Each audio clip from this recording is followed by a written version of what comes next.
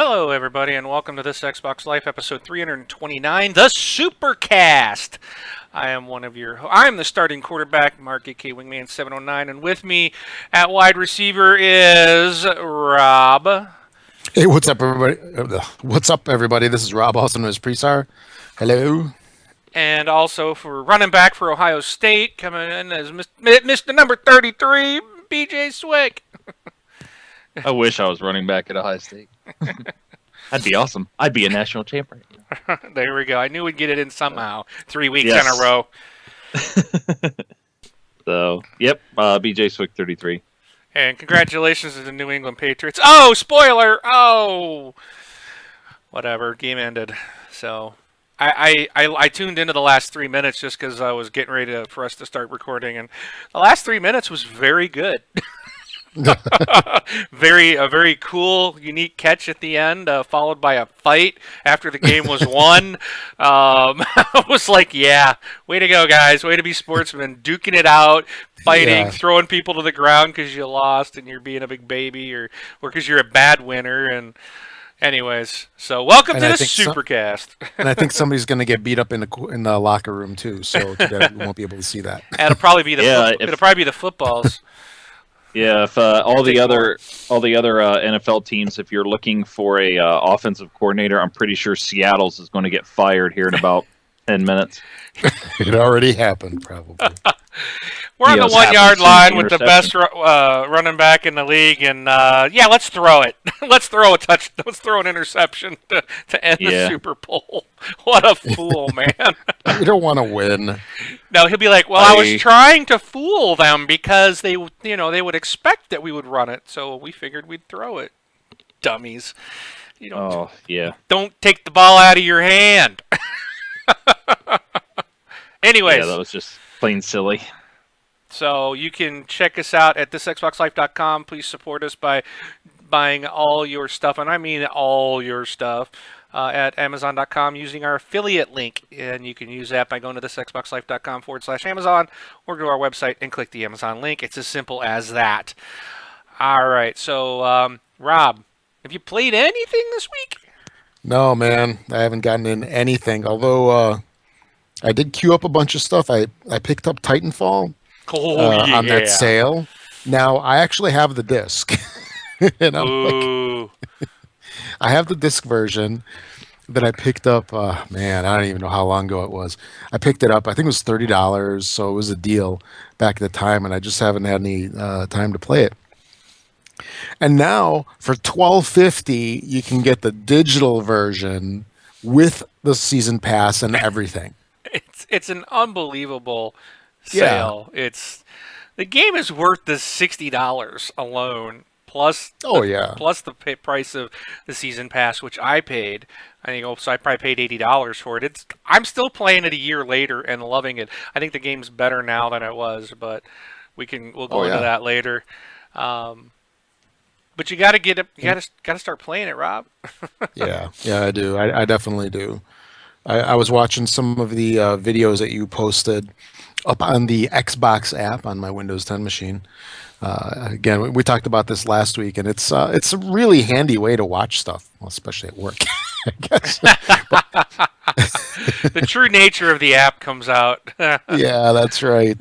Although there's no disguising a mech tearing it up. It's not like a training video, unfortunately. But tell me it's a new feature of the new Excel Windows 10 version. Yeah. Oh yeah, exactly.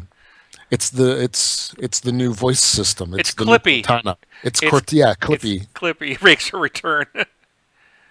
There you go, Clippy with a vengeance. Actually, it was that video that you posted. Oh, I forgot what you called it. You took out 4 things. Do you remember that one? It was something like you did 4 things at once. Most recent one. Oh, I took out 4 Titans at once. Yeah, that's the one. Yeah, that was pretty. I'm like, it was pretty cool. I was like, how did that happen?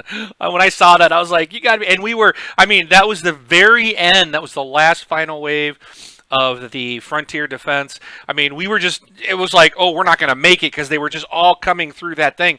And for some reason, my electric smoke just seemed to wipe them all out. I was like, oh my goodness, what just happened? That was awesome. So. Xbox, record that. Yeah. Well, I hope I just didn't get everybody. Whoops, sorry, folks, if that did anything to your systems. But yeah, these sales that they've been having lately over the past month or two, they've just been brutal. From the standpoint of they've been fantastic.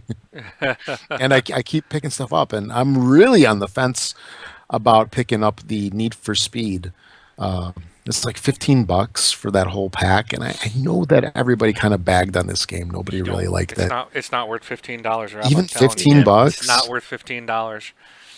I got it free with the EA Access, and I tried the demo, didn't like it. Got it free with the EA Access.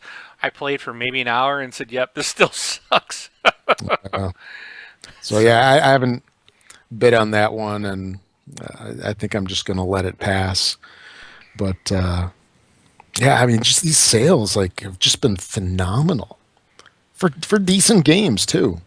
Yes. And then all these, because we talked about this before, all these games are coming out. It's just like you're getting so much either free or nearly free, because I'm going to call Titanfall at $12.50 nearly free. Yeah, because it's less than the cost of going to the movie. That's how much I pay for my lunch downtown. Yeah, in downtown Chicago. And here you can get like hours and hours of playtime, and it's just like where am I going to find all this time to play these games? But they're there if I want them, I guess. That's the big lure. And I even picked up the Dying Light, and I haven't had a chance to play that either. So hopefully in the next week, too bad I'm not snowed in, because we had some snow here today in Chicago. But unfortunately, Chicago unburies itself instantly. Yeah, we get that same problem here in Arizona. Yeah, the sandstorms don't. I can see me call my boss. Yeah, I'm taking the day off because I'm buried under sand. He's gonna be like, "Don't you?" So that means you're at home. I'll be like, "Yeah," and he's like, "Well, you work from home, so get to work." Yeah, I can't. I can't get away from it unless my internet goes out. That's my only excuse. Is I need to. Oh, my ISP went out. Yeah, it's like, get your kids to barricade your door. It's like, I can't get out. I can't go into my office. I'm barred. Did you see the traffic in my hallway? It was horrible. Yeah. Roller skates, socks, books, backpacks. It was terrible. I went through it 3 times. with snow and stuff, because we have it here too. But I'll tell you what, this last week with weathermen just getting stuff completely wrong is completely ridiculous. Like the whole thing with New York, you're going to get 3 feet. Yeah, 6 inches. Yeah. And we were supposed to get 2 to 6 inches. We got like a half inch today, and then it's rained nonstop. Well, and then it rained nonstop right now, and we were supposed to get more snow, but who knows if this rain's going to freeze. So I'm getting up at 4 a.m. tomorrow to head to work, see if I can make it. So you can chisel your door open. Yeah. So that's the worst. So with that said, what did you play, Bron? Well, I trying to move it along so we can get you to bed. Oh, okay. So I played Destiny. I also played Grim Fandango, of course. I'm in year 2. Probably maybe 20 to 30 minutes away getting out of year 2. I played Titanfall because I got it for $12.50. Yeah. So here's the thing with Titanfall, and I had to ask Mark, I know you're playing it, and you sent me an invite today. I don't know. I was in the middle of a Destiny raid / Nightfall weekly. Uh-huh. But it's a game that I definitely want to play with a friend when I first start playing, because obviously I'm just getting into it. But I have this fear it's kind of like the hey, I'm a year late to Call of Duty game. No. So everybody's going to have the best of everything, and or like Battlefield. Same for Battlefield, because I picked up Battlefield 4 as well. Everything for $24 or something like that, and going in with just all fresh everything, and getting my butt kicked by the gun that I use all the time in the PC. I'm just like, ugh, But see, there's a difference though between the Titanfall, Call of Duties, and the Battlefields. Mm-hmm. Is the Battlefield You just keep ranking up and you keep unlocking. You don't lose. In Call of Duty and Titanfall, when you regen, or I forgot what it's called in Call of Duty. It's like prestiging. Prestiging, thank you. So it's called prestiging in Call of Duty, or they call it regen in Titanfall. You lose all your stuff and you start back to 1. Oh, okay. But the nice thing about Titanfall is even though when you regen, you actually get an XP boost. So you actually start to rank. It's not much, but you do rank up. As you get higher generations, your bonus gets bigger. So you start ranking up faster and faster. But I like that idea. That's a good idea, because that's cool. one thing. It's like, oh man, you prestige, you got to start all over. But if it's like, oh, prestige, go ahead and we'll get you back up to where you were before faster because you earned it. I think that's a good idea. So it's not going to take you as long to get to what you want. Just for example, 2 weeks ago? I think I got back into this 2 weeks ago, right? Week and a half, maybe. I was a Gen 4. Right now, I'm a Gen 8 level 40. Oh, jeez. Yeah. Okay. But I'm going to be at Gen 8 for a very long time. No. I can tell you that, because the regen requirements, one of them is you have to win 100 games. Oh, wow. And that doesn't count anything you've done prior to this. It's like, oh, you're Gen 8. Oh, we've just unlocked challenges. Okay, starting now, you got to win 100 matches. That's one of the regen requirements. Another is drop a Titan on a certain number of people, and and then another one is do executions, which with an Atlas it probably won't be too bad. But the hardest one is going to be winning the 100 matches. So you're probably going to have to play about 200 games. Yeah, and that's only if you win every other game. Yeah. So. Yeah, but I mean, it may take 150, 160 rounds just for you to rank up to the highest level to regen anyway. So, I mean, you never know. You might be playing that. I think the other stuff I can probably get. I mean, there are ways around it if you want to spend a lot of time boosting with a friend. You could do that if, there are some ways around, but it's just going to be just insane amount of weight. It's going to take a long time, but I got some people that might be willing to do it that are going to be in the same boat. So maybe that'll help, but we'll see. We'll see. Yeah, what but happens. so I might have to hop on with you and play some so you can kind of show me the secrets and the ropes, because I really haven't played it outside of the beta before it even came out. But this week's going to be a little rough because I'm going to be playing a different beta, which is the Hardline beta. Well, when you want to, my recommendation for Titanfall, getting back into it. Hold on. Whoops, one escape before I could find the mute button. My recommendation would be to play Frontier Defense, because then you're only playing against AI. It's horde mode. It is challenging, but it is a lot of fun. You will rank up really fast because there's so many enemies that come at you, and you will be knocking out challenges left and right. You'll knock out everything except Titan or pilot challenges. So I highly recommend doing the Frontier Defense, because at least it'll get you ranked up, get a lot of stuff unlocked. Then when you get up to the higher levels and you feel like you got your groove, then you can go jump into attrition or some hard point or something like that. Okay. So. Cool. But hit me up anytime, dude. I'm so back into this. I'm having so much fun, and we'll talk more about why later on. But cool. Glad you guys both got that. Yeah. Well, yeah, I saw that, and I was like, well, I can't pass up everything that comes out with the game. Same thing with Battlefield. Even if you're not a Battlefield person or whatever, I know Hardline's coming or whatever, but this is Battlefield and all of the DLC and battle packs and everything for $24. I mean, if you don't own it at all, just go. It's something to have. And How anybody, that's. Go ahead. How much would that have been like at release? So that was $60 for the game. 120. 120. Wow. Yep. For which is what I did on the PC. Yep. So, but yeah, I'm going to be doing a lot of Hardline beta because I'm curious to see how well it's doing.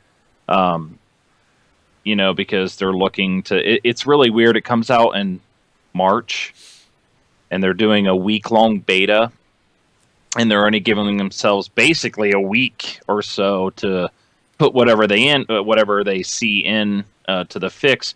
So I think based on the beta, I'll be able to tell how long it's going to be after release before the game actually works, and then I'll look at getting hardline at that point. So, because I'm assuming, I'm guessing maybe 2 to 3 weeks before the game is actually properly working after release, based on their previous little stab. But yep, Destiny, Grim Fandango, Titanfall, Battlefield 4, Wing. Well, I played. I don't know if you guys could take a guess. Titanfall. Okay, No. enough with that one. I want to hear about the next one. I've been dying to hear about this next one. I will show you the light. No. Yes. I did play Dying Light. Okay, you're probably going to be surprised, and let me just say that this is an opinion still in formation. Okay, I'm still trying to form my opinion of this game. I've only played it twice. Both times, no, I played it 3 times. So the first time I played 90 minutes it takes to get through the prologue. And it's the training essentially, and that. And as I'm going through there, I'm like, oh, this is Dead Island, and I loved Dead Island, and I loved Dead Island Riptide, so I was really stoked for this game because it is Dead Island. I mean, you could call it Dead Island 2, in my opinion. I don't know why it's got a completely different name and franchise, because it is Dead Island with parkour added. It's like you take Mirror's Edge and mix it with Dead Island, and that's what this game is. I mean, it's the perfect way to describe Dying Light. So in the first 90 minutes, my only issue was, man, getting around is kind of a pain. Getting used to using our right bumper as the jump button and stuff. And there's some platforming that I wasn't expecting because I'm used to Dead Island. And some of the platforming I think is a little bit ridiculous for several reasons. One, if you fall from a high platform and die, you lose points that you gain. And I'm still not sure exactly what those points do, but you can lose a big chunk of points, which really is aggravating when you are trying to fight the controllers. And if anybody watched that video I posted in my first 90 minutes, go near the end of it and you'll see what I'm talking about. That was very frustrating, and that was the tutorial. So by the time I got to the end of the tutorial, I was really ticked off, really annoyed, really aggravated. So I put it away. You have to get that far before you unlock co-op. So eventually Loki and I said, well, we're going to co-op this together. So we waited till we had some time together. We jump in. We had 2 other people jump in with us. And the problem is that I have so far in both co-op sessions is that we've had people that and they're from the community, and this is nothing against the people. I'm going to make my point right now. This is nothing against those that were in our game, but they have been playing for a while. So they were higher level, had better weapons, and they could very easily go through the world. And it's like, as we're trying to figure out what's going on, all of a sudden it's like your whole party's waiting for you. Hit this button to teleport to him because the story can't progress. So I don't even know what the whole first couple hours is about, because all I've done is I'm trying to walk around and kill zombies, and then it comes up and says, oh, you need to teleport here. So I hit the button, I appear there, does a cutscene, but I have no idea how anybody got there. I don't know how we got into the building.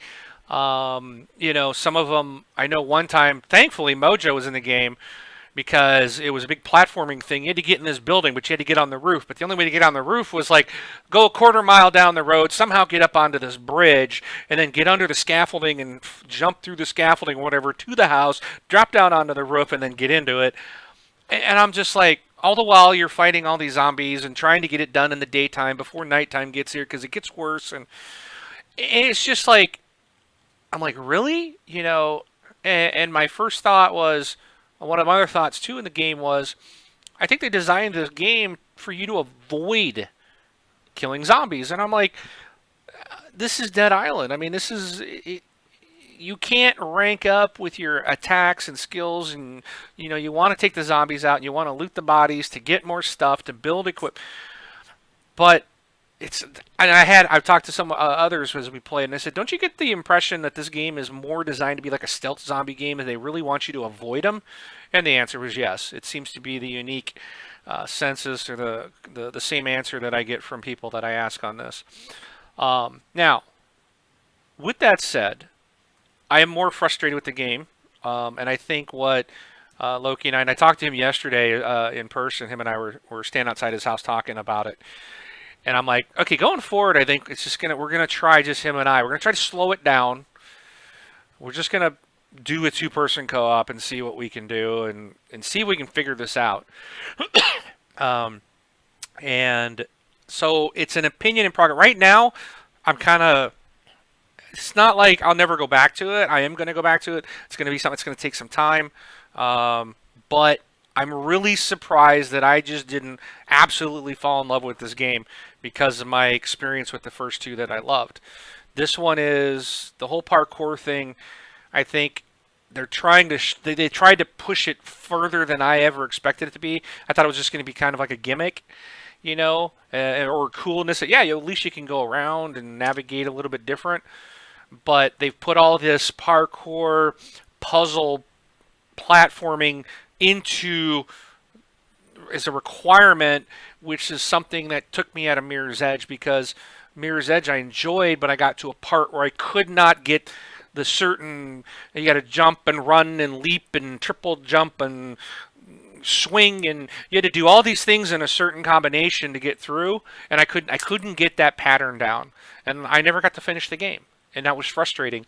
And I'm concerned that that's exactly what Dying Light's going to do to me. It's going to be the same type of thing. But the upgrade... Oh, and another thing that's irritating is you can get a very rare weapon, but you can only repair it 3 times, and that's it. It's gone forever. So I'm like, what about all these like nice weapons, and you get these big fancy thing and put all these attachments on it? And I mean, in Dead Island, I got a certain weapons that you could repair them, and you go to the workbench and you'd repair them, and you could always have that weapon. You just always had to find stuff to repair it. This one, they take the workbench. The workbenches are there, but you can't use them. You do everything on the fly, which is weird. You can craft an item while you're standing on a rooftop and nothing's around you. Just, you go into the inventory and craft an item. I guess that's okay. Some people will probably like that. I kind of like the idea that I had to work my way to get to the workbench. So I don't know. But I don't like that you can get this rare orange item. Think orange as in Diablo, Borderlands, Destiny. You get this legendary exotic weapon, and once you have to repair it 3 times, it's gone. All you can do is trash it for maybe 1 metal part. And I'm like, that to me, defeats the whole purpose of upgrading and building these things. So that's a little frustrating. But I'll wrap it with that. If you did like Dead Island and you like Mirror's Edge, everybody I've played with so far has really loved the game. A lot of people said they like it better than Dead Island. Just know there's a lot of puzzling, platforming requirements in it, which could cause you an issue. And that's a little frustrating when you're being attacked by zombies. I mean, you're trying to go, where am I going? And navigating this map in this town is a nightmare in of itself. But graphics look good. The combat's good. It does seem like it takes a lot longer to kill a zombie than it did in Dead Island. It's ridiculous. I don't understand why. But I'll continue to tell you guys more about it as the weeks go on, and we'll go from there, I guess. So, like I said, report in progress, or a review in progress. And I've been watching a lot of it. I've been watching Tim play on his stream. Of course, he's playing on PC. I've watched a couple other guys play. And a lot of it, I've never really seen anybody do 4-person co-op. I've seen most people stick around 2. I don't know if it's just just a mess, or it's easier to confine down to 2 people, get things done, work things out.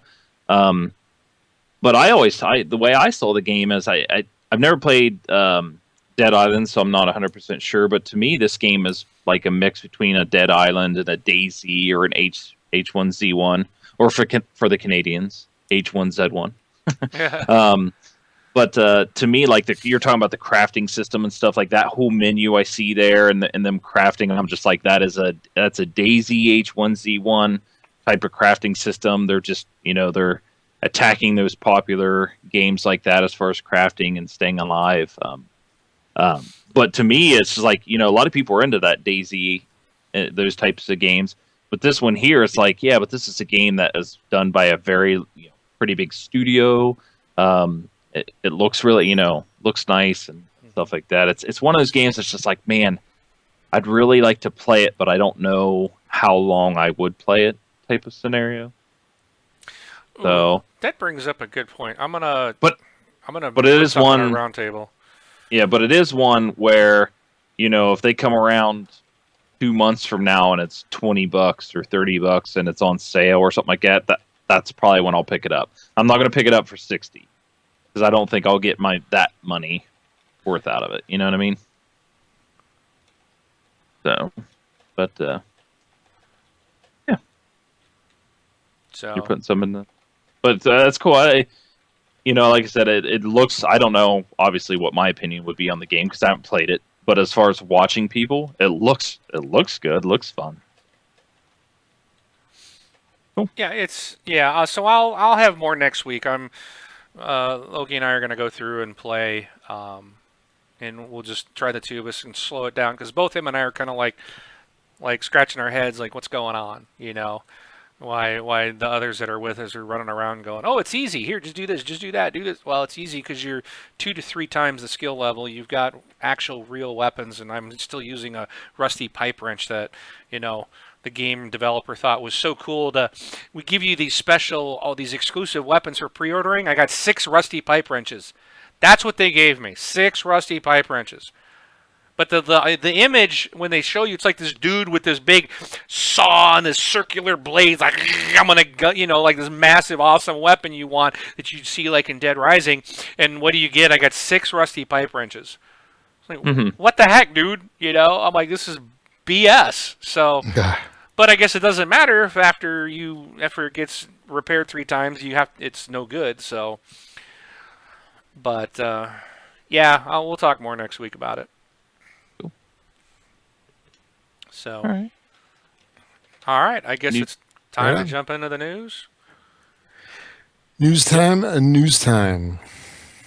All right. So first up for the news, Microsoft has revealed that for the quarter ending December 31st, 2014, it's earned revenues of $26.5 billion. That's B with a B, or the billion with a B, not an M. Partly thanks to 6.6 million Xbox consoles that it shipped in that time. And key thing to note here is it didn't say Xbox One consoles, it says Xbox. So there you have it with that. Though these figures refer to both Xbox One and the 360 consoles, they do back the claims that Microsoft has made in the recent NPD sales reports, basically that have said that the Xbox One had, after months of lagging behind the PS4 in sales and such, has become the best-selling console in the U.S. in November and December. Then for the month of February, we've got the new upcoming games with Gold Games. We're going to get 1 game for the Xbox One and our usual 2 games for the 360, one in the first half of the month, one in the second half. So for the Xbox One, we have IDARB coming out. This is a game that's normally $15, and it's available from February 1st, which is, yesterday? Or is today February 1st? I don't remember. Today is February 1st. Today is the 1st. So as of today, you can get this game for free on your Xbox One. I still don't quite understand this game. I haven't really looked into it, but from what I understand, it's actually supposed to be very strange and fun. And then for the first half on the 360, first half of the month of February, there's going to be Brothers: A Tale of Two Sons. It's going to be available from February 1st through the 15th on the Xbox 360. I've played through this game. It is fantastic. I love this game. It's very unique, where you control two brothers simultaneously with your controller. One thumbstick controls one brother, the other thumbstick, the right thumbstick controls the other brother, and then you use the triggers so they do different actions. So you need to get them on different levels and have them do different things. It's a really good game. I really enjoyed it. It's very unique. There's no talking in this game, but they convey so much information. It's like a little like that Peanuts. Charlie Brown stuff we hear, like wah, wah, wah, wah, wah, that kind of talking, but it is really good. It's a fantastic game, and definitely give it a try if you still got your 360. And then second half of the month for the 360, we've got Sniper Elite V2, which is also another pretty darn good game. And that is not version 2 for V2, that's V2 Rocket, just so you know. So that's Sniper Elite V2. And then which is an awesome game, by the way. Yes. V2 on 360. Yes. Yeah, we both enjoyed it. Very good sniper game.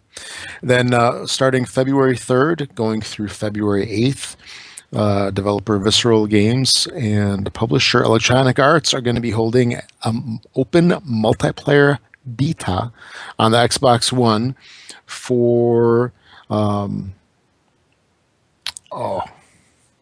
what was this? February 3rd. Battlefield Hardline. Hello.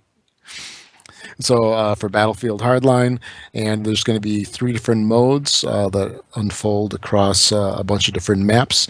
You've got Hotwire mode, where it tasks the criminal team with stealing marked cars while the cops attempt to pursue and repossess them, leading to some awesome high-speed chases, they say. Then there's a new heist mode. Basically, this involves the criminals attempting to break into a bank vault and evade the cops. And then there's classic conquest mode. Hey Rob. Yeah. I got to interrupt. So does that mean Battlefield's going to get heists before GTA 5? Looks like it. Yeah. I think that's funny. Yeah. And then Conquest mode, which is 64-player struggle for supremacy. And then the open beta is also going to have a sneak peek at Hardline's hacker game mode, along with a bunch of vehicles, weapons, gadgets, and other gear. Then lastly, looks like Call of Duty Advanced Warfare Havoc Pack is out and available. It's got 4 new maps. Let's see if it's got the names on them. So it's new maps, each supposedly vastly different from the other one. You've got the Radiated Gobi Desert Nuclear Facility in Core, the Snow-Lined Streets of Drift Ski Resort in the Rocky Mountains, a creepy abandoned clown-themed motel named Sideshow, and finally, Urban, a futuristic, highly vertical city. I think that means it has a lot of buildings. Then there's going to be timed events and streak bonuses, exo zombies, a co-op mode, and badass, new weapons. I mean, beep. Beep. Quick hit the delay button. That's what it says. So the DLC, Havoc DLC pack is available now, and go get it. So that's it for the news. Add the one thing on your news, because you're talking about the sales. Yeah. The story I saw on the sales, kind of what looked was the headline was Xbox or Microsoft Xbox sales down. That was the title of it. So I click on it and they're like, oh yes, Xbox only did $6.6 billion in sales, and it's with their Xbox Ones and Xbox 360s together. We can't tell the difference. And I'm just like, they did say $6.6 billion, right? Because consoles. Oh, okay. No, that's 6.6. Okay, then what they do in sales? They have revenues of 26.5 billion. Okay, 26.5. Yeah, Okay. you're talking about the IGN article that. Yeah. Yes, dude, I'm telling you, IGN is. Oh, I swear they're owned by Sony. It's Microsoft has a positive article everywhere else, and IGN says sales are down. They completely spin it the opposite direction. It's so obviously they're so biased. It's unbelievable. I know Joystick is going away. I don't know if you guys heard Joystick's closing their doors. Oh, really? Yeah, and I'm like, someone in our group was like, "Oh, good, they were anti-Xbox," and I'm like, I never took it that they were. I never got an anti-Xbox bias from them. I wish IGN would close shop because that's nothing, but a Sony platform. That's all that's become. Yeah. It's like you just can't get unbiased journalism anymore. Yeah, IGN is the site that I go to. That's like my go-to site. But then when I'm looking at that, I'm like, okay, what do you mean? It's like, from 7.3 million consoles last year during this time to 6.6 million consoles this year during that time, during the time frame. And I'm just like, are they really, complaining? I was like, okay, so does that mean that Sony's was up? Because I know they've been selling like crazy over the last year. Their 3 consoles together, if they want to put those numbers together. So they're saying theirs is actually increasing, or is theirs decreasing too? But I don't know, because that'll never be a story. At every outlet other than them has said that Microsoft, the Xbox One, has vastly outsold the 360 in its first year. Yeah. And then that's the thing is, so is the PlayStation 4. It's blown away what the PlayStation 3 did in year one. Xbox One is blown away what the 360 did in year one. So this next gen is off to a fantastic start. Mm-hmm. Oh, for sure, yeah. They're taking. So what IGN did is they said, sales in this first year of this new console are down compared to sales of the old console after 10 years. Well, it's because everybody bought one's got one already. I'm like, it's so they're fidgeting and playing with the numbers to try to make Microsoft look bad, when in reality they're skewing their numbers to make it look that way, and it's not right. You look at the facts, and it's a very different story.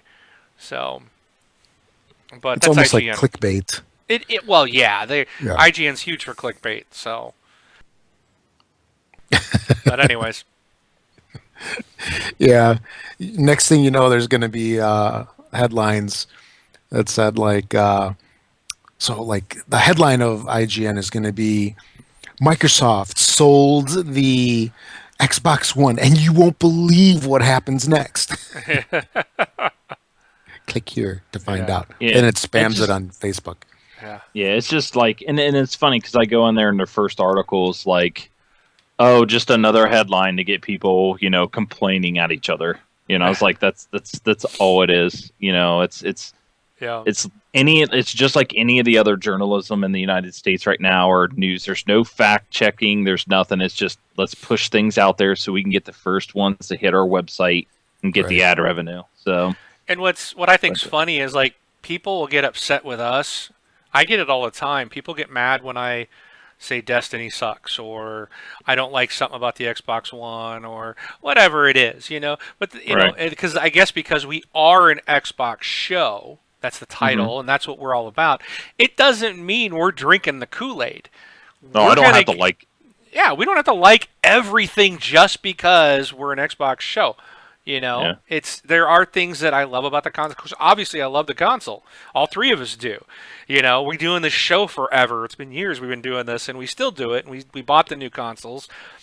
Doesn't mean we have to accept every single thing the company dishes out our way. We're going to give you our honest opinions. Doesn't mean we're going to like every game. Doesn't mean we're going to like every feature they put in or that they blow out. I don't get the HoloLens. I was listening to a Major Nelson thing today, and he was talking to Laura, who's on that team, and her and and Major Nelson, they were all like, this is like the best thing in the world. This is the greatest invention in history. And I'm still like, I don't get it. I don't see it. I don't see what you're talking about. That this is again, I'm not gonna drink the Kool-Aid. It might be cool, and the technology and the idea behind it, and doesn't mean I have to love it just because it came from Microsoft. It's like being a Republican and saying that you absolutely have to like everything like No. President Bush did or something. It's like I didn't like everything President Bush did, or it's like, being a Republican having to hate everything President Obama does. You know what I mean? It's like, well, I don't Right. hate everything President Obama Yeah, does. I don't like everything. I can't stand that man. I can't stand him. But there's been times where I'm like, I'm even like, the right side media is doing stuff, and I'm like, come on, guys, you're pushing a little. Now you're just grasping at straws. Just Right. keep it all factual. I don't even like my news all skewed. It's like, just give me the truth. Let me form my own opinion. And that's what we're gonna do here. We're gonna give you the truth. You form your own opinion. I'm telling you what I thought of Dying Light. Rob's downloaded. He's gonna give you his opinion maybe next week. If Brun gets a chance to play it, you'll get his viewpoint. But it ain't gonna be all roses here at TXL. Mhm. But anyways, let's move into the roundtable, and I think one of you posted I guess it was Rob. We'll hit your first story. Okay. So one thing I was thinking about with the latest sales that we've had over the last couple of weeks, and here I'm talking about like the recent EA sale where we've had the fantastic, so Wing says, and Broad says, so the fantastic Titanfall, super cheap for $12.50. Just crazy. I mean, even Need for Speed Rivals, and what else did they have? They had UFC and the Inquisition. No. Yep. Was the full title of that one? I'm drawing a blank. Dragon Age. Yeah, Dragon Age. Yeah, Dragon Age Inquisition and stuff. And they were just phenomenal sales on a lot of those things. And over the last 2-3 weeks of December, they had that huge sale where there were different things that were on sale every single day, basically. Some stuff was going on for longer than a day, then they had the day sales. But again, there were some games that were just phenomenally cheap. And this makes me kind of wonder where if you're not going to get to a game soon and you're too busy playing other stuff, is there a benefit to just waiting it out? Like with Dying Light, if you wait 6, 8, 10 months, maybe you can get this game for $10. Maybe you can get it with like all DLC for 15, or I mean, I don't know. I'm just throwing this stuff out there. Is this Steam style sale, which we were asking for, but now we got them sort of, is it worth actually just waiting it out? Especially if you're trying to save money and you're too busy doing other stuff. What do you guys think? It depends. If you're going to wait, and you're going to wait that long, you run the risk of when you go to play it, there's nobody playing anymore, or it's hard to find people. I'm really Very back into good point. Titanfall, and a lot of people are playing Dying Light, or Call of Duty, or they're playing what the new hotness is, and yeah, some people are still playing it, and there are people that have just gotten the game. So I've been playing with some new people from our community that didn't get it, and they bought it on the sale. Right. But there's not a lot of people out there playing it because it has been out for a year or so. So I think that's kind of the problem. If you want to play Dying Light right now, it's very easy to find co-op partners if you want to do the co-op because that's Right. what everybody's playing. It's the new hotness. When Evolve comes out, same thing. You're gonna wait to buy Evolve because I've thought of that. I've been thinking about Evolve. I kind of want to have it, but I kind of want to play it, but I kind of don't because I really think it's going to be one of those wastes of money. And I'm like, yeah, this is one I should wait till it drops. But again, it's one that really requires friends for co-op. Yeah. And then who's going to be there a year later? Yeah, the You know? multiplayer online games like Titanfall and Evolve, that's huge. Yeah. I mean, that is a huge consideration because I really didn't even think about that. You But know? on the games where you have a solo campaign, or maybe let's say they're only solo, I mean, at those it probably doesn't matter, right? Yeah, for solo games like Dragon Age Inquisition, if you want, that you could probably wait. I mean, that's going to be a lot of time you invest in that. So something like that's going to be a nice long campaign. Sure. If you don't have to have it the day it comes out, then wait and save your money. But those online games, you're going to have more people, better probably gaming experience by playing it when everybody else is. Oh, yeah. And one thing I was thinking about also was, again, with Titanfall. So I picked it up what I thought was a pretty deep discount at $30 for the retail disc copy because I didn't want to pay $60 for the digital. And now here I am later getting the digital a lot cheaper. So it's almost like if you're going to wait on a game, I mean, you may as well wait for the digital because it seems like that's probably where the deepest discounts are going to be, unless it's a used copy. How about you, Brun? What do you think?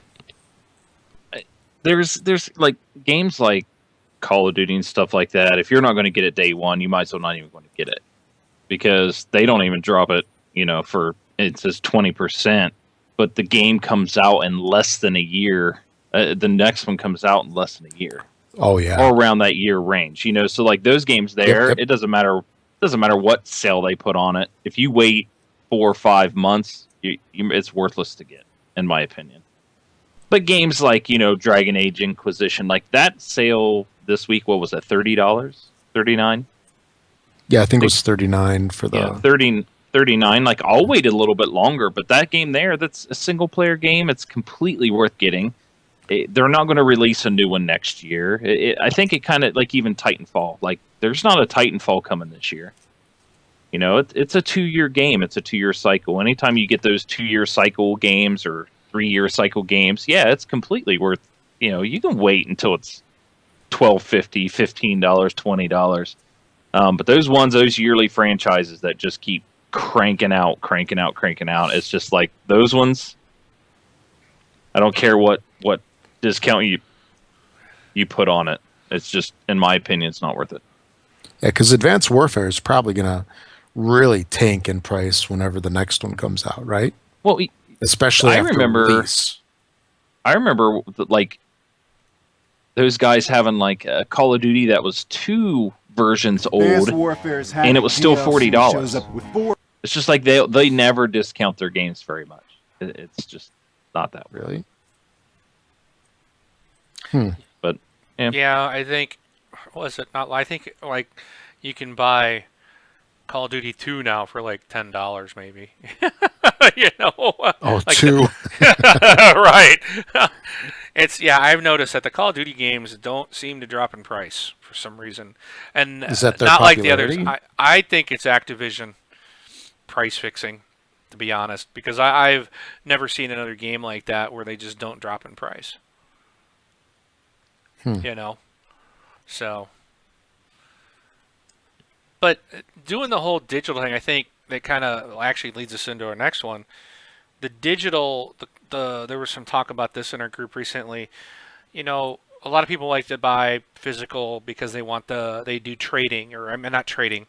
Some people like to trade in. So if you buy a game like Shadow of Mordor, like I did, and you don't like it at all, that was a waste of $60. At least I could take it in and get $30 back on day one, or get right. something back. But I think we're seeing a lot. I can buy digitally the day the game's released. I can be playing it, so I can actually, and what's really neat is I can play it earlier than if I could buy it physically, because I'm not on the East Coast. I'm out on the West Coast. The games digitally are unlocked at midnight East Coast time. Yeah.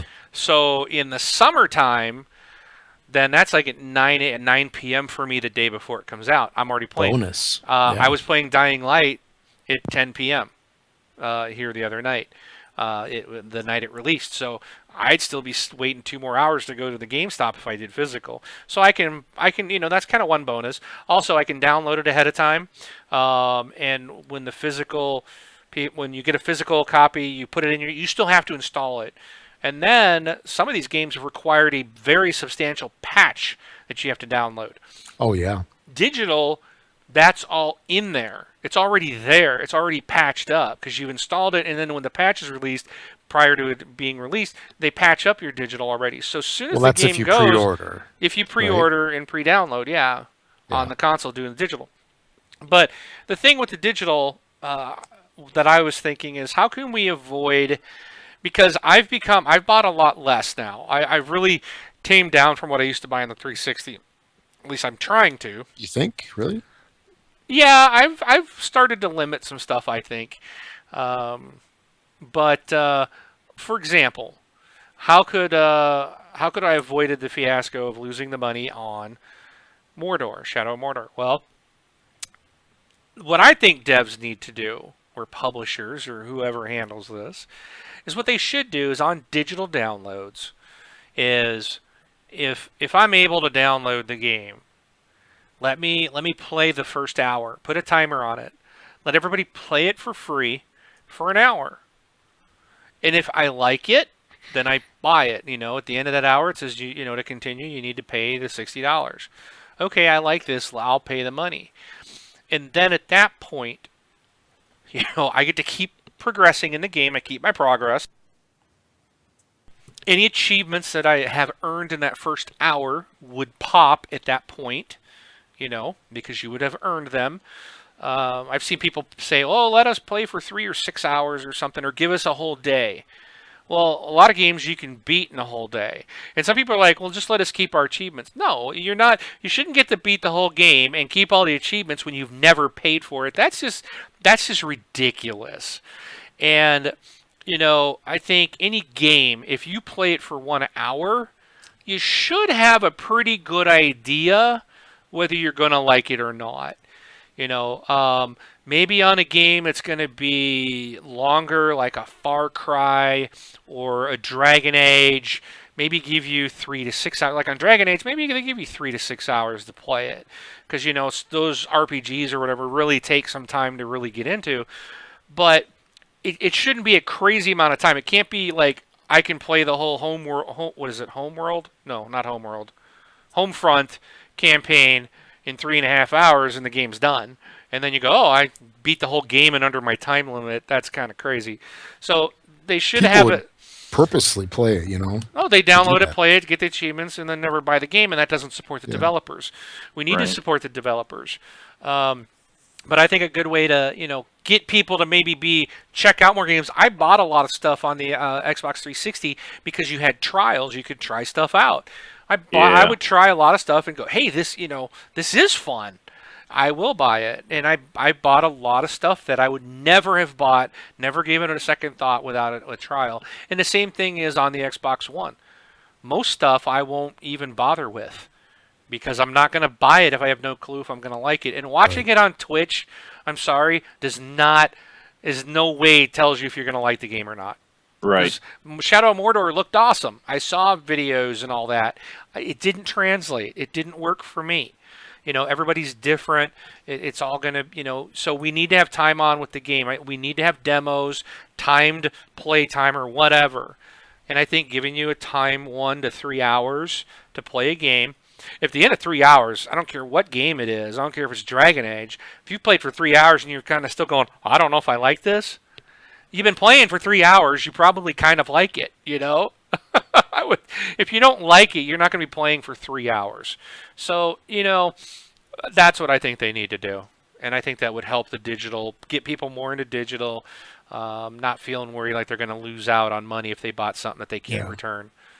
So. That sort of reminds me of Android with the Play Store, because you can purchase a whatever application, game, whatnot, and right now you have a 15-minute, like I'll call it a grace period, where you can just go in the app and just do refund, and it'll just give you your money back. It was a lot longer, but there was some abuse to the system, obviously, so they shortened it down to 15 minutes. But it sounds to me like you're talking about something that's existing and it's been going on for a long time in the Android world, and it's successful. I mean, people, it's normal to them there. So have a short time limit. Have it's like, hey, you you go a couple achievements or whatever it is, or you finish the tutorial, and then hey, then you got to decide. Or there's a timer that runs out. If you don't refund in time, then it's yours. Well, I mean, like they need to bring back the trial system or demo system. I mean, that's just the best thing, the easiest thing to do. But the other thing is they can follow what EA was doing. EA is doing it on the PC. They take digital games back within a certain time frame. Forget if it's 24 hours or 48 hours or something like that. But if you're not satisfied or guaranteed satisfaction, then you can return your game. Like when all the issues with Battlefield, I could have returned my game, but I couldn't return my DLC, which kind of ticked me off. But that's two things they could do to make people feel a little bit, safer at that. But the other thing to do, what else can be done is they want to push digital downloads. They got to make them cheaper. Yeah, stuff like the sales they're doing now. Yeah, new games that come out, if you want to charge $60 for it, that's fine. Charge $60 for it or whatever. But if everything was straight digital, then you probably could sell more if you sold it at $50. I'm not saying make it $30, or something like that, but you'll see a better increase and stuff like that. Now, to me, like this was a topic on the Facebook group, and people were talking about like price drops and stuff like that. I forget exactly the topic, but I put in there, I'm like, games online are $60 because they're $60 on disc. Get rid of the discs, and then they may not be $60. They'll go to 70. They'll never drop the price.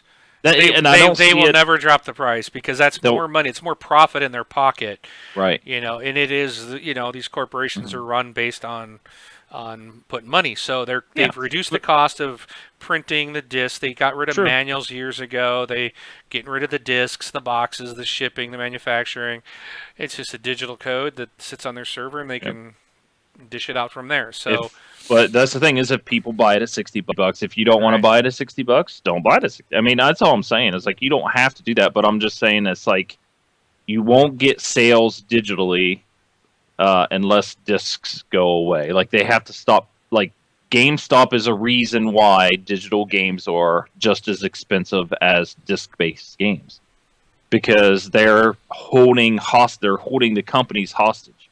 They're saying if you undersell us online, then we will not stock your game. We will not hold your hardware. We will not do this. So the thing is eventually Sony and Microsoft, they need to team up and say, you know what? Forget GameStop. Forget them. We're going to leave them behind. We're going to go digital. We can still charge $60, but we're going to be able to do varying costs, like based off maybe what we could see the game as doing. We can drop sales prices quicker without, needing to do that, without the fear of those guys saying that they're not going to hold our things. But that's something I think also needs to happen. If you want to push digital, get rid of disc. But that's just me. Yeah, makes sense. Yep. Or set it up like the cell phone companies make these consoles, which I think we're going to see in the near future. These consoles are going to be subsidized by an Xbox Live contract. You'll get your console free, with a 2-year or 3-year Xbox Live subscription or something. Well, we sort of had that.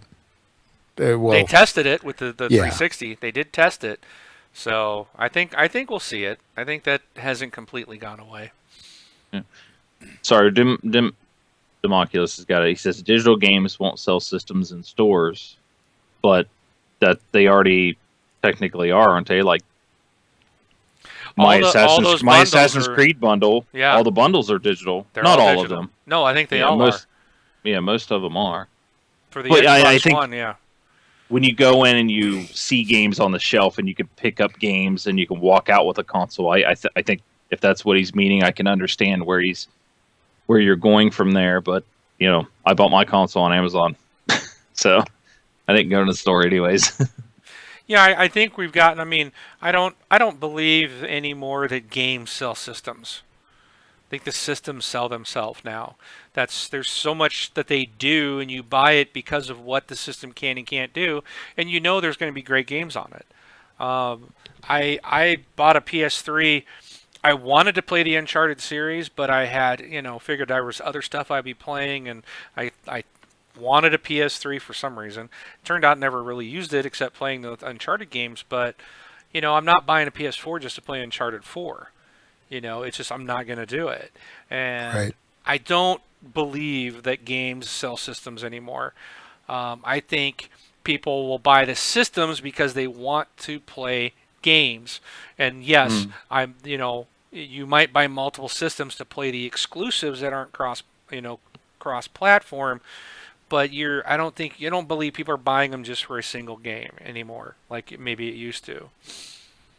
So, and it's gonna end up digital. I mean, we know it, we've seen it.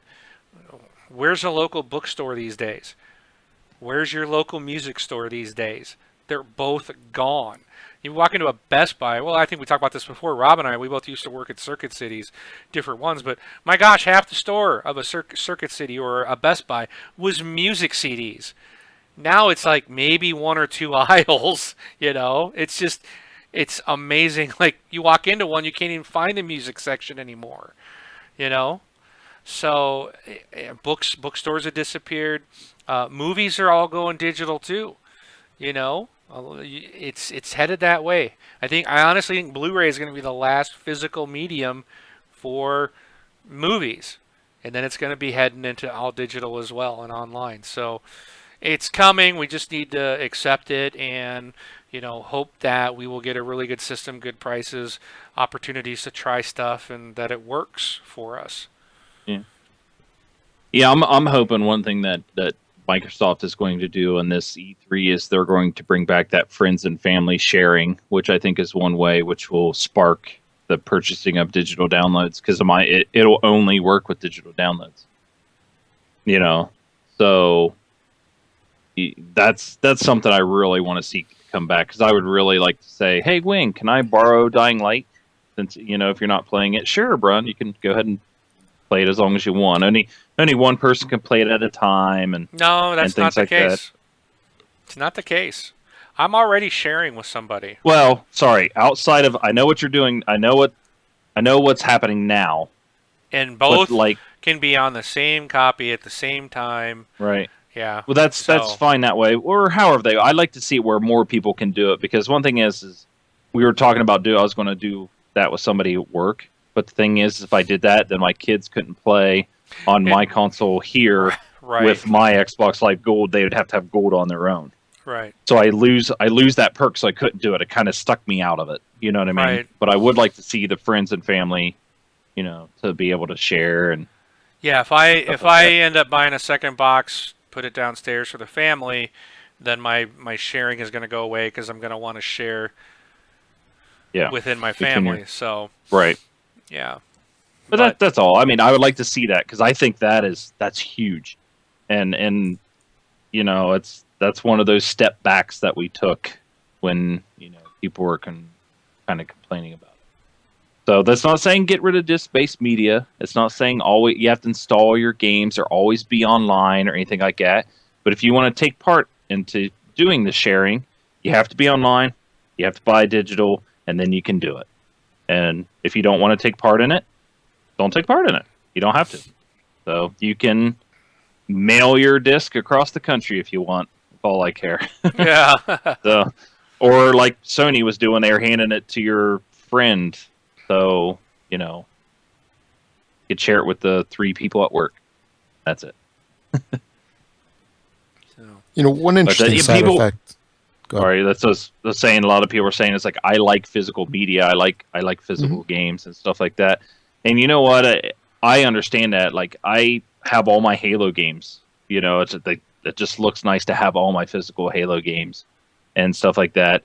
It is something that, yes, you have to decide that you kind of have to leave that behind. Or maybe if you want something on your shelf or something like that, that you can go physically buy a case that has something in it, and when you open it up, there's a code in there, and you can download the code or something like that. I don't see things like statues and stuff like that going away as far as like the elite packages or whatever they're doing now. But I understand like Demo's got a huge like gaming collection. It's like you go digital, it's one thing that kind of has to go away. You have to make that decision. Unfortunately, discs it'll solve his storage problem. Yeah. Yes. The one thing is when you look at things and moving toward the future and moving toward, taking step forwards in gaming and stuff like that, disc-based games, discs are holding things back. And that's all. I'm not saying it's a bad thing. No, but it's in some degrees, discs are kind of like last gen thinking. Yeah. Because you look at other things, like you had talked about music. Music, does it really make sense to still have a CD?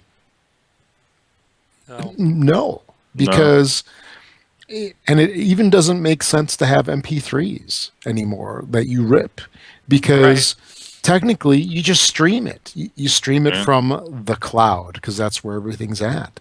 You don't need to have copies everywhere. And I'm guilty of this as well, because I like to hang on to everything. I feel like I need a copy of everything. And I don't really do it for any good reason other than it's just what I've always done. And if you really look at technology and where things are going, you should really like put that behind you.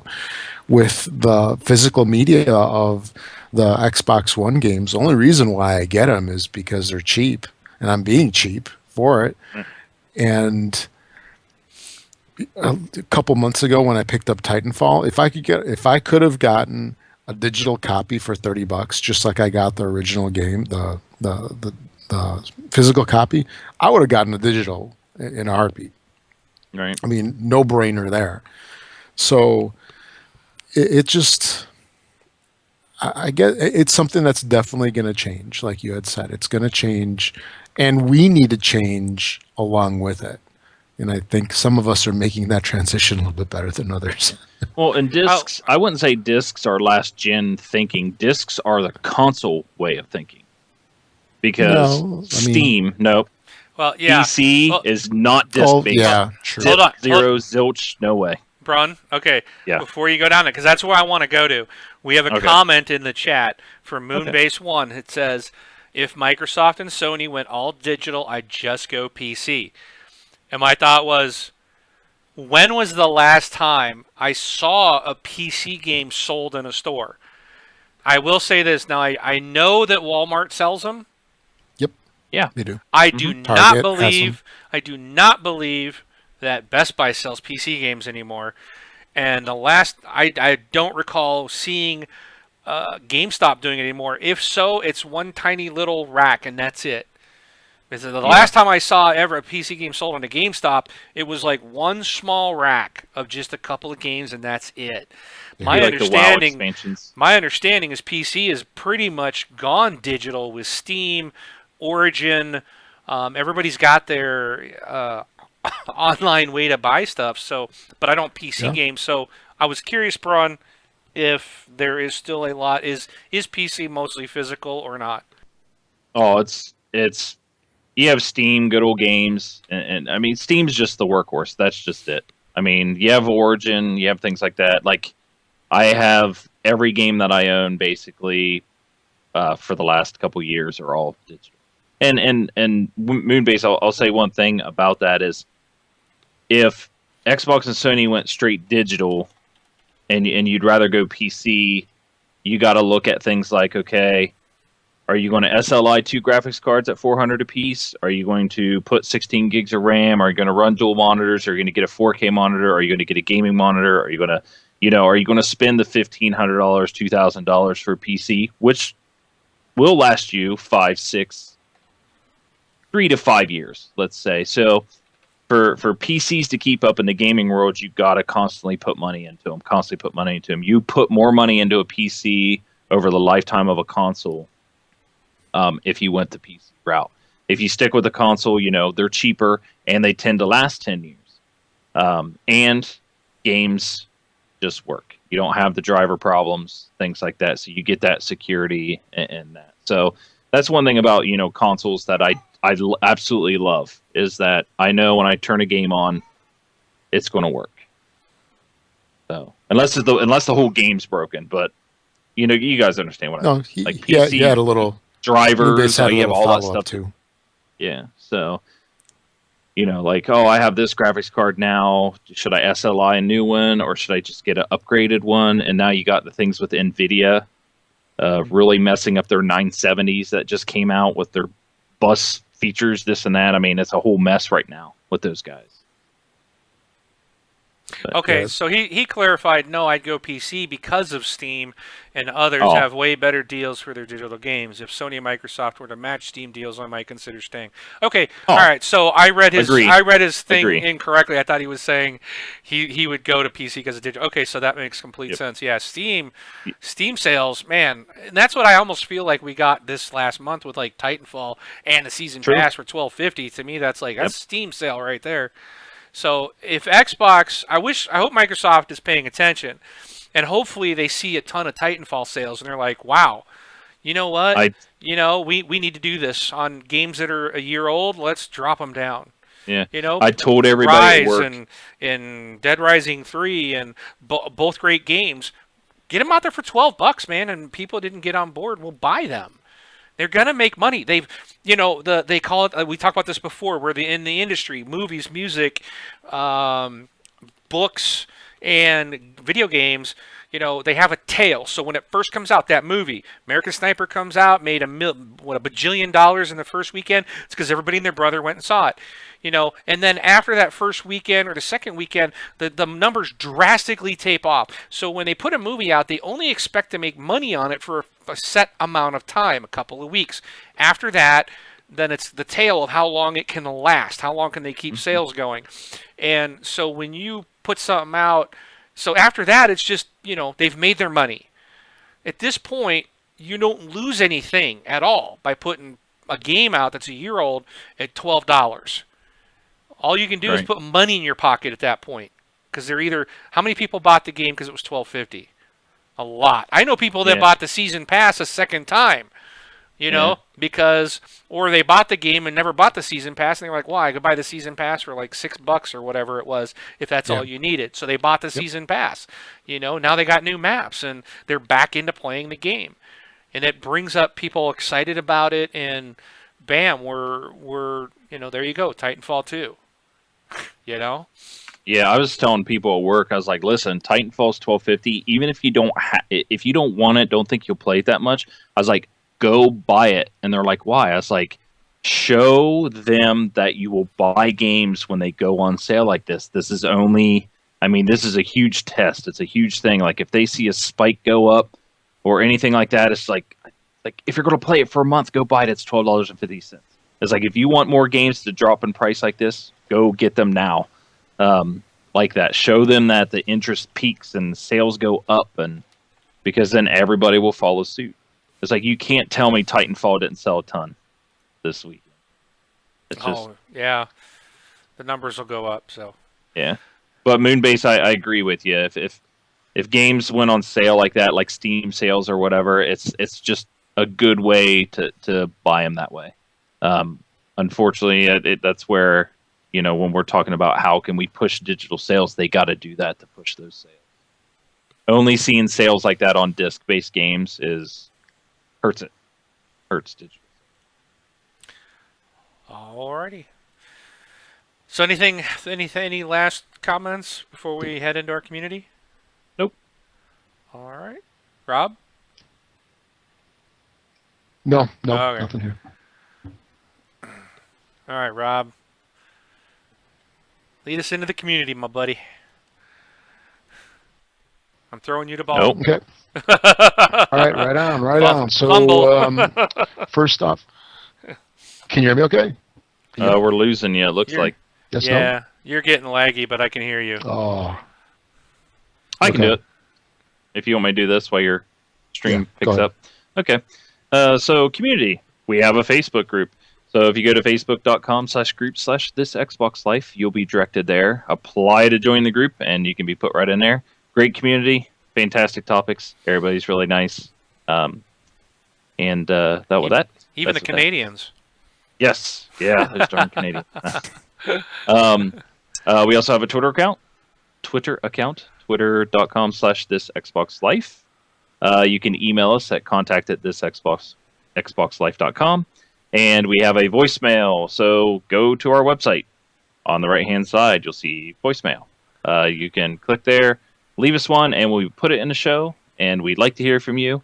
So everybody that's here listening right now, or listening later when the MP3 comes out, go leave us some voicemails. We had some interesting topics, things like that. Democulus, I hear him silently cursing me when I say that, go digital only. So leave us a voicemail. We'll put them in a show. It's always fun to hear from everybody. I think that's it. Correct? That is. Okay. So it looks like Rob's stream's cleared up. His video's clear again. So he can do the games. He can do the games. Right on. So retail releases for the coming week. Xbox 360, we have SpongeBob Hero Pants. And I believe that is it. Nothing looks like nothing for Xbox One until there is. Okay. And I only say that because Major Nelson keeps announcing stuff. Just, hey, this is out today, and we don't know ahead of time. But that's what we've got. All right. Yep. So, anything else, guys, before we sign off for the night? Where can they buy those games? Oh, good question. I forgot. I missed that. I guess you get paid this week. Oh, nice. So where can they buy these? Where can they buy their games there, Rob? That's a very good question, my friend. That's Amazon.com. And make sure to use our affiliate link on thisxboxlife.com/Amazon. You can also go to the webpage, the homepage for This Xbox Life. And on the top right, you will see the link for our Amazon affiliate link. Once you go there, you can search for anything. You do not have to buy the Xbox that it just drops you into, because we had to put it to a product based on how the system goes. And just make sure to do all your shopping. Just buy your toilet paper, your Xbox games, consoles, your dog food, cat food, aquarium filters, all that stuff. That way you get all your products and you support your favorite show, This Xbox Life. And that arcade you talked about last week, that's in Brookfield, Illinois, right? Yes, sir. The Galloping Ghost is what it's called. And I think it's gallopingghost.com is the website. So yeah, I think that's right. So yeah, over 400 arcade games. Everything from the old, like Pac-Mans and Donkey Kongs up until like the 2000s when arcade games sort of like went away altogether. But there's so much stuff over there. It's awesome. Alrighty. Well, we appreciate you guys listening. Be sure to rate us 5 stars on iTunes and anywhere or however you're getting your feed. Be sure to share out the TXL website and Facebook group info. FYI, if you're listening and you've been trying to join the Facebook group, I keep seeing the same person trying to join almost every other day. When you have no friends and you just created your profile, we're not going to accept it. So if you are creating your group, your ID strictly just to be a part of the group, you might want to email us at contact@thisxboxlife.com and say, hey, I'm on the Facebook group. I'm legit. I'm trying to get in because we do get a lot of fake profiles that just end up spamming the group. So on a rare occasion, one gets through. We had one recently, and I immediately yanked it. But I do see one particular person about every other day is requesting. Yeah. So I'm like, at this point, I'm like, it wouldn't be like it seems odd if it's fake. Because usually it'd be always a different account. This one's the same one. So I was thinking the same thing. Yeah, so if you're listening to us and you've been asking and you haven't gotten in, it's because when I look at the page, because I try to make sure it's legit, there's even some legit ones end up spamming us. If you got no friends and you just created it, just because you want to be in our community and not mess with Facebook, we understand. Just email us and tell us what your account is, and because we want you in we the can group. approve it. Exactly. We're not trying to be rude, but it's so. Hopefully, we're not ticking somebody off. They won't accept me in. That's why, because you have no friends. No. It's a brand new account. You have no friends, no groups, no nothing. So. But all right, so with that, we appreciate you guys watching. Oh, you got one more. Oh, yeah, one more. So next week you're going to be gone, and it's going to be Rob and I. Correct. Oh, that's correct. And I think Demo is going to be joining us. No, he was gonna be on tonight. Oh, okay. All right. But the plans got canceled. I was actually supposed to be at a sister-in-law's dinner tonight, and she lives like a couple blocks north of the Super Bowl. Oh, and I'm like, no way. I'm not getting stuck in that traffic. So we're postponing the family get together until next weekend. So nobody has to deal with that traffic. But and Demo's going to be back working. So if anybody wants to sub in next week for me, that would be awesome. Yep. So, all right, just making sure. But that's all I got. Email contact at thisxboxlife.com if you wish to join, or just reach out to Rob or Brun and let them know via Xbox Live or whatever, and they'll figure out who's coming in. All you need is Skype and a headset and a mic. So you can't use desktop speakers and a microphone. That does not work. So you do have to have a headset, please. Otherwise, your speakers will feed through the mic and back into the show, and everything gets repeated. Really bad to listen to. All right. Anything else, guys? Nope. That's all. All right. Well, with that, thanks for listening. I'm out of here. I'm Wingman 709, taking off. This is Rob, also known as Producer. Thanks for listening, everybody. We'll catch y'all next week. And I'm Brun, VJ Swick 33. Have a good one.